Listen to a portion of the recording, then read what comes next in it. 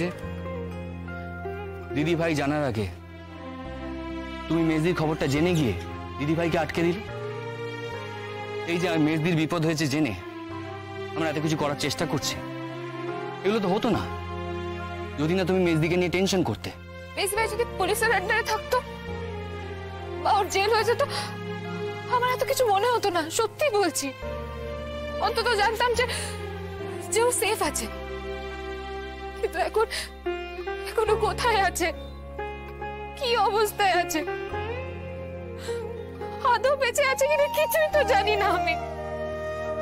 স্রোত, কিচ্ছু হবে না, তুমি দেখো কিচ্ছু হবে না। পুলিশ তোমার মেজদিকে ঠিক খুঁজে বের করবে। স্রোত, তোমাকে এখন শান্ত থাকতে হবে। সামনে তোমার অনেক কাজ আছে, তোমাকে এখন স্টেডি থাকতে হবে।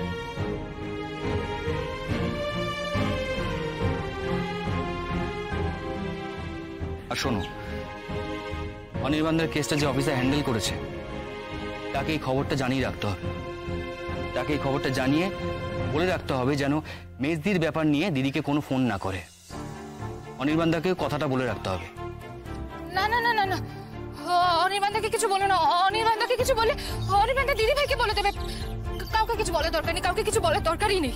স্রোত, থিঙ্ক র্যাশনালি। পুলিশ এই খবরটা জানতে পারলে নিশ্চয়ই দিদি ভাইকে জানাবে, অথবা ফলো আপ করার জন্য তোমার দিদি ভাই অফিসারকে ফোন করে সবটা জেনে নেবে। তাই দিদি ভাইয়ের সাথে সাথে পুলিশকেও এটা জানাতে হবে যাতে দিদি ভাই কোনোভাবে না জানতে পারে। আর অনির্বাণদাকেও এটা জানিয়ে রাখতে হবে, ওই একমাত্র দিদিকে আটকে রাখতে পারবে। বুঝতে পেরেছ? আমার মাথার কাজ করছে না।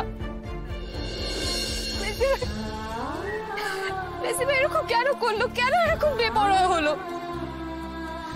ও যদি অন্যায়গুলো না করতো তাহলে তো দাদা ভাই ওকে বাড়ি থেকে বের করে দিত না, তাহলে এসব কিছুই হতো না। কেন কেন সবসময় এরকম হয়? আমাদের পরিবারের উপর থেকে বিপদ থেকে আর কোনোদিনও কাটবেই না।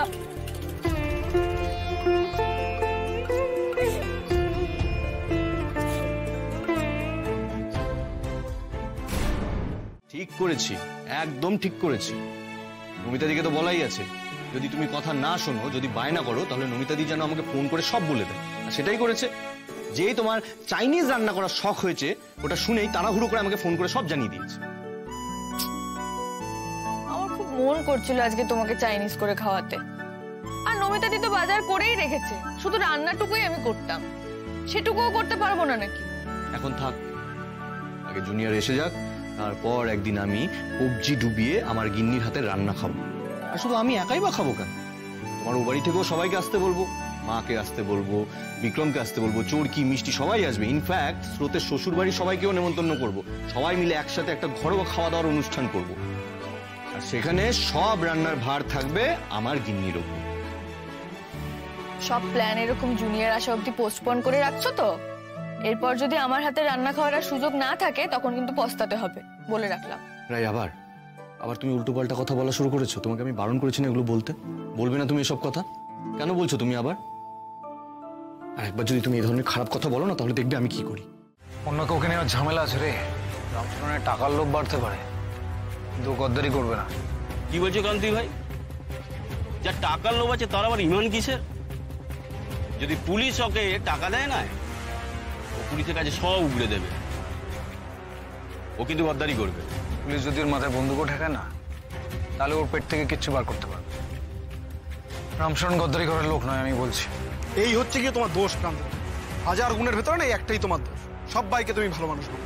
আমি মানুষ চিনি রসিক, আমার সঙ্গে তর্ক করিস না ফালতু ফালতু। ক্রান্তি ভাই, ক্রান্তি ভাই, মেয়েটা কোথাও নেই। অনেক খুঁজেছি, কোথাও পেলাম না। কালকে যেদিকে গেছিল সেই রাস্তায় খোঁজ করেছিস? ওদিকেও নেই। কি করবে কমান্ডার? মেয়েটা কিন্তু ঝামেলার, রোজ কিছু না কিছু করছে। তুমিও চোখ বেঁধে শহরে ছেড়ে দাও, সেটাই ভালো। ঠিক আছে, মেয়েটাকে নিয়ে কাল সকালে ভাববো। এখন এই গয়নাগুলো রামচরণের কাছে নিয়ে যা, গলাবি আর টাকা নিয়ে আসবি। কালকে 5টা পিস্তল আসবে, কার্তুজও আসবে, অনেক টাকা লাগবে।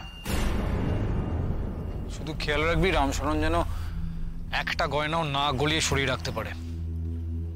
চুরির গয়নার লেজ ধরে পুলিশ আছে, জানিস তো? আচ্ছা, আমাদের বাকি ডেরাগুলোর রেডিও দিয়ে খবর দিয়ে দে, বড় রাস্তার দিকটা একটু নজর রাখতে বলবি। আর ভুলেও কিন্তু কেউ মোবাইল ব্যবহার করবি না, মনে থাকে যেন। পুলিশ কিন্তু ছিপ ফেলে বসে আছে। ঠিক আছে। ঠিক আছে, আমরা আসছি তাহলে, রাতের ভেতর ফিরে আসবো। হ্যাঁ ঠিক আছে, সাবধানে যা, চোখ কান খোলা রাখবি। যা। মন্দিরা, হ্যাঁ ক্রান্তি ভাই। তুই কোন দিকে খোঁজ করেছিলিস বলতো? গোটা এলাকা চষে দেখে নিয়েছি ক্রান্তি ভাই, মেয়েটা কোথাও নেই। ঠিক আছে, যা তুই শুয়ে পড়, মেয়েটা গিয়ে ভাবতে হবে না। শহরে পাঠিয়ে দেবো সেই ভয় এখানে এসে ঘুমাচ্ছে। ও নিজের গল্প যা বলল সব কি সত্যি? এত খারাপ কাজ করে এসেছে? না, সত্যিই হবে। নিজেকে নিয়ে বানিয়ে বানিয়ে এত খারাপ গল্প কে আর বলে? ক্রান্তিভূষণ, তুমি কেন মেয়েটাকে নিয়ে ভাবছো? ওকে, হাজারটা শহরের মেয়ের মতো ও একটা মেয়ে, একটা সাধারণ মেয়ে। তোমার জীবন সম্পূর্ণ আলাদা, আর সেখানে কোনো মেয়ের ঠাঁই হতে পারে না।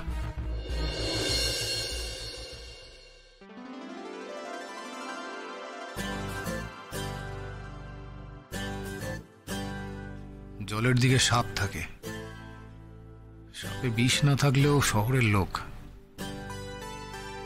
সাপ দেখে তো ভিড়মি খাবে।